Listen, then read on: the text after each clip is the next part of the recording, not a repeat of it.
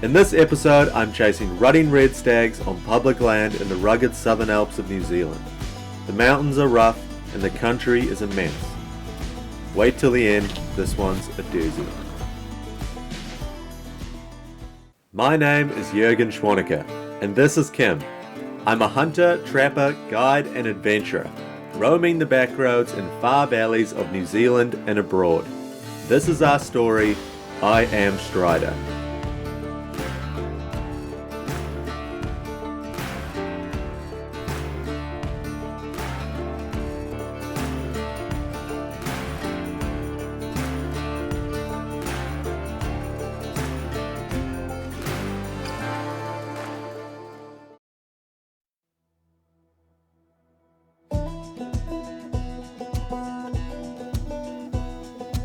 Red deer were brought to New Zealand as early as the late 1800s. They quickly adapted to our remote and abundant backcountry. These days you can just about find them all over New Zealand. Just like elk, you can call them during the rut, as I did with this young stag before he winded me.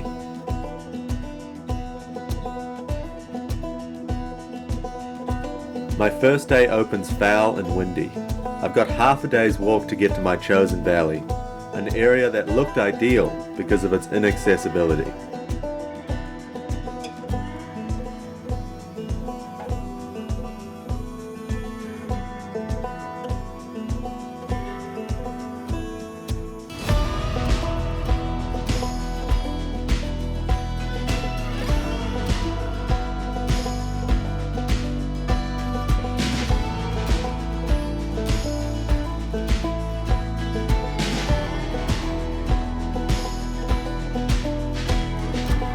My second day starts slightly better.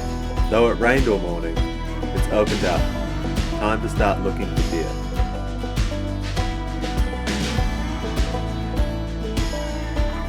There is something inviting about rough country like this. It's steep and in many places unscalable. For any hunter, this terrain is difficult and challenging. That's exactly why I'm here.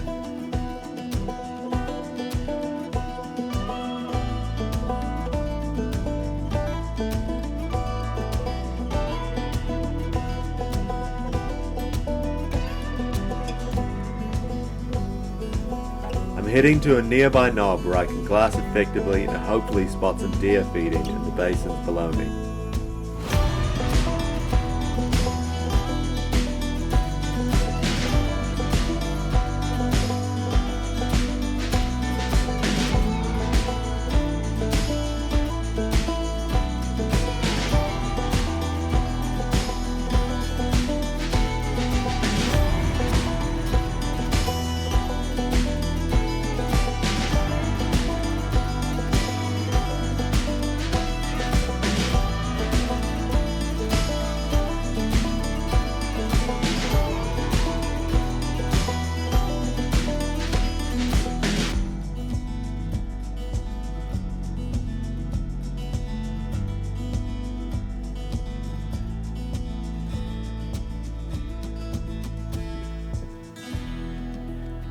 I set camp and begin drying my gear in the sun.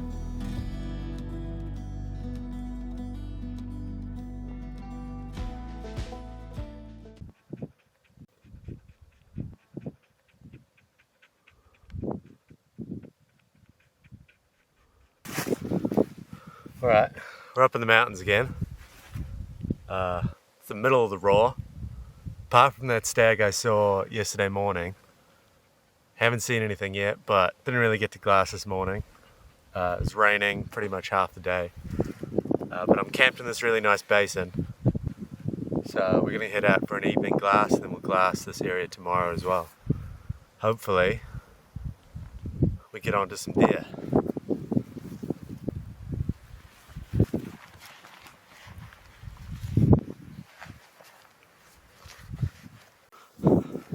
My arm always gets so tired doing this.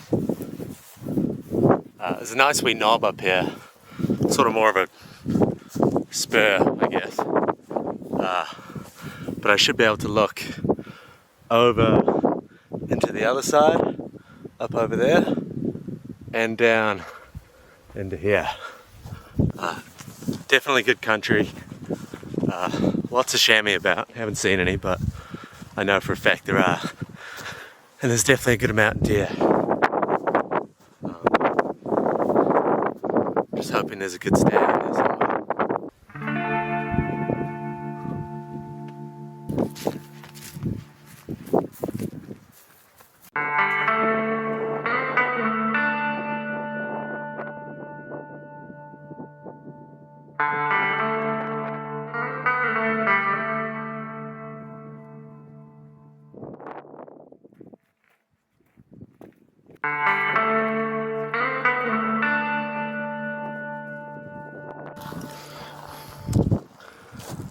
This is a pretty gnarly little ridge, but it is a very good glassing spot.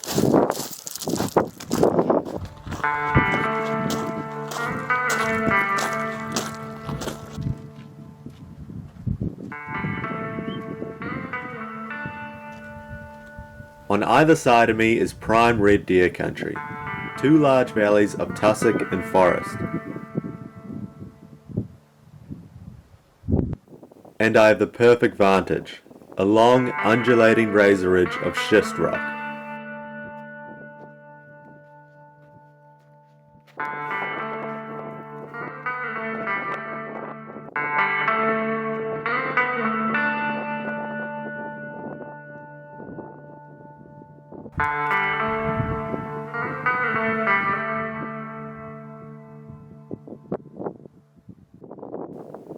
Before we know it, a deer has popped its head out in the late afternoon. Looks like a stag. Doesn't look like a big one. I need to get the camera on him. Get a better look. As it turns out, it's simply a spiker, no more than 2 years old. Yeah, not an animal that I especially need in my life. What I need to do is find some hinds, is really what I'm looking for. Often the stags don't really come out until last night. So I'm hoping to find a mob of hinds and I can kind of watch them, even for a couple of days. And wait for a big stag to come in. At least it sounds way easier than it really is.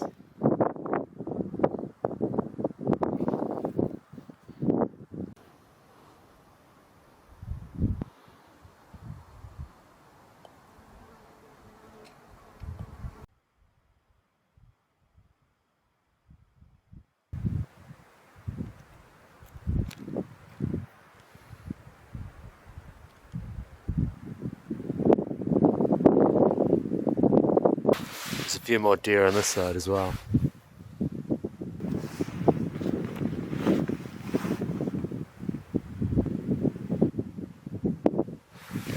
It kind of looks like a spiker holding a couple hinds, which isn't a good sign. Hind and a fawn, I should say.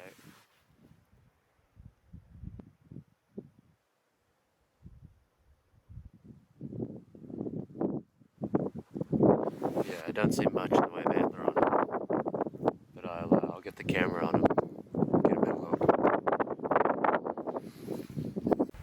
To see a young stag like this holding hinds doesn't fill me with much confidence. An older, more mature stag would have likely kicked this guy to the curb.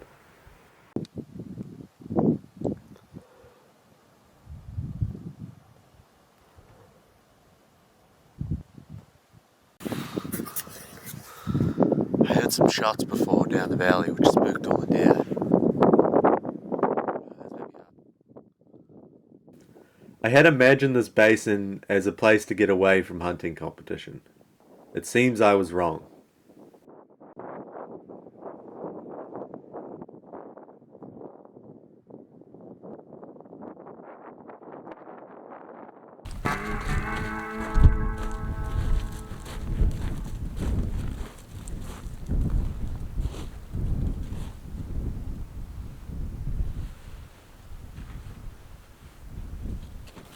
The evening is drawing on and Kim is getting impatient.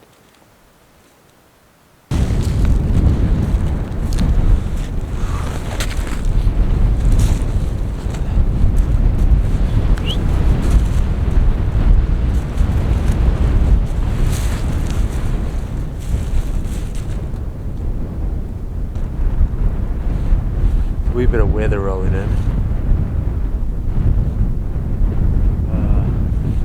Generally disappointed in this area. I thought this was going to be a bit of a secret stag hole, and it seems everyone else has thought what I thought. I saw a hunter down the valley, half a dozen deer seen, but nothing better than a spiker.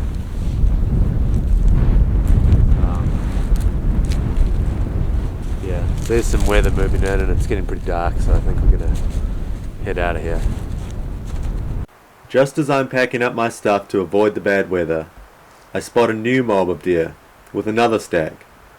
Though he is older than the other males I've seen, he is still by no means a shooter.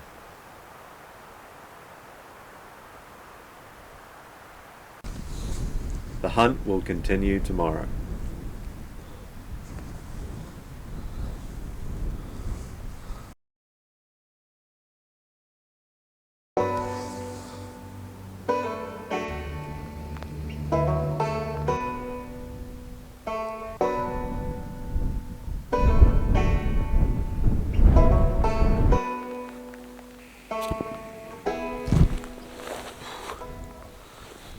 Had a wee bit of rain last night, not too much.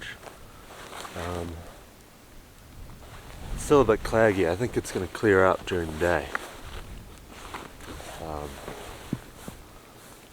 I'm not really spending too much time here, if I'm honest. I'm going to spend a couple hours glassing, and then I'm going to head to greener pastures. Or what I hope are greener pastures. Gotta find that big stag. I think public land hunting is kind of like one of the last pure forms of hunting. And you can ruin it too. I could have a thermal right now and make my job a whole lot easier. I don't. I'm never gonna do that. That's cheating. That is not hunting.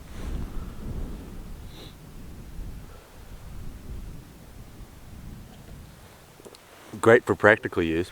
Great for ungular control, which I've done. But for this kind of thing, I will not use it. This is a sacred thing that me and Kim are doing right now. I'm sure you're out doing it too. It's the raw.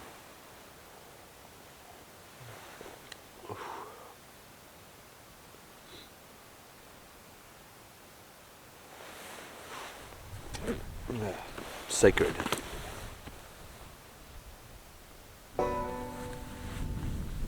There are many things that people go looking for up in the mountains. It sounds nitpicky, but for me to hunt anywhere other than on public lands would be an experience inferior. I would never condemn private land hunting or private land hunters. We are all on the same side. But to me it can be so variable in difficulty. When you see a massive 12-point red stag hanging on someone's wall, it can be impossible these days to know how much work was put into getting that animal. But if you can kill a mature red stag on public land, that says something that can't be argued with, something honest.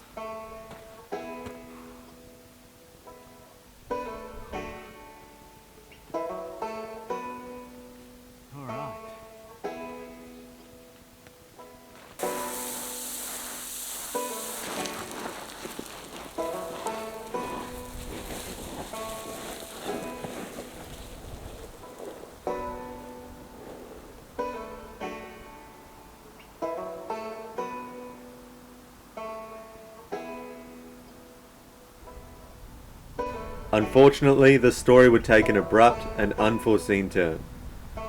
Filming these hunts has always been part of the challenge for me. It's frustrating to deal with dead batteries, broken lenses, fog and water damage, and anything else you can imagine. But I never lost a camera. Howdy guys. So I lost my camera. Basically it's a long story. I didn't actually even do it on this hunt. I did it on a hunt after this hunt. But I lost several days of filming photos, and it was a real bummer. It's kind of a thing that I experience a lot with filming, is I lose footage gets corrupted, it does happen, and it's like the number one most frustrating thing I do with filming is having to deal with camera stuff. I didn't actually lose it on this hunt. I actually lost it while guiding my good friend Daniel from Australia on his first tahr hunt. I lost it in a waterfall. Basically, I was caping this bull tahr in a waterfall. I couldn't kick it down, I couldn't take it out. I had to cape it in the waterfall with a sheer drop on one side and a waterfall above me. It was probably one of the coolest and swarthiest things I've ever done. I actually filmed skinning that bull as well, and it was probably the coolest shot I ever had, and it's gone now, which I'm super bummed about. But I lost all the footage. My camera fell into the drink at some point. Still stoked to get Daniel his first bull. It was an awesome hunt. Shout out to you, Daniel. No hope of getting it back. Lost all the footage, all gone. I did maybe save like 5% of the footage because I put it on my phone straight after the hunt to make a reel on Instagram. And so that's what I'm about to show you now. It's not nearly what I wanted to show you. There was maybe 2 or 3 days of grinding, of seeing more spikers, lots of deer, but just nothing good. And I think that would have added a lot to the hunt, but seeing as it's gone, I thought I would show you the rest anyway. Here it is.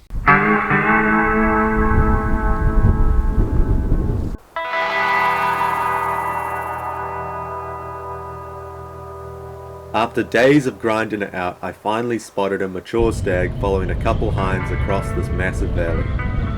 The stage was set for a massive hike to get over there and out to the truck before sundown on my last day of the hunt.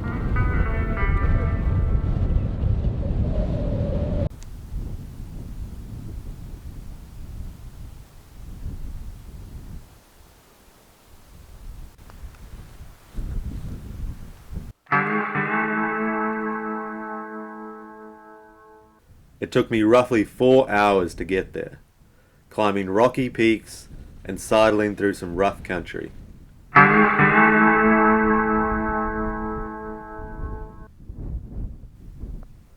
Finally, here I was, perched on a rocky outcrop with 300 yards of mountain air between us.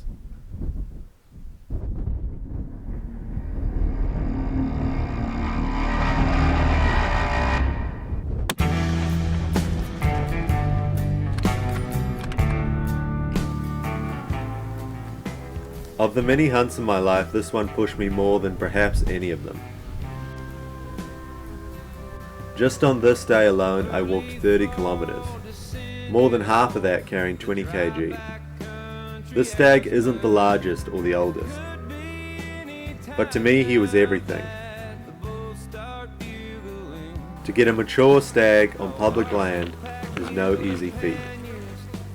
To me, the trophy is really the amount of work that goes into getting the animal, and nothing else. Did I finally hear one sing? It's been 10 years since I first came to the mountains with my father.